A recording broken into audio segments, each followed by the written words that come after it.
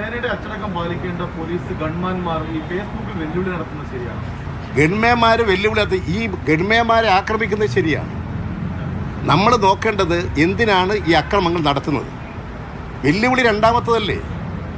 നിങ്ങൾ ആദ്യം ഈ അക്രമത്തെ അപലപിക്കൂ, അതിനുശേഷം നിങ്ങൾ ഈ ഗൺമാന്മാരുടെ കാര്യങ്ങൾ ചോദിക്കൂ. നിങ്ങൾ ഈ ഗൺമാന്മാരെ മാത്രം എടുത്ത് ഈ അക്രമങ്ങളെ ന്യായീകരിക്കാൻ എന്തിനാണ് പുറപ്പെടുന്നത്? ഇതിങ്ങനെ പ്രോത്സാഹിപ്പിച്ചാൽ നാട്ടിന് നല്ലതല്ല. നമ്മുടെ രാജ്യത്തിനൊരു സമാധാനം ഉണ്ടാകണം.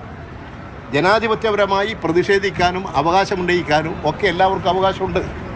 ഇന്ന് വരെ KSCക്കാരോ യൂത്ത് കോൺഗ്രസ്സുകാരോ എന്തെങ്കിലും ഒരു ആവശ്യം ഗവൺമെൻറ്റിൻ്റെ മുമ്പാകെ ഉന്നയിച്ചിട്ടുണ്ടോ? എന്തെങ്കിലും ആവശ്യം ഉന്നയിച്ചിട്ടാണോ കരിങ്കടി കൊണ്ട് നടക്കുന്നത്?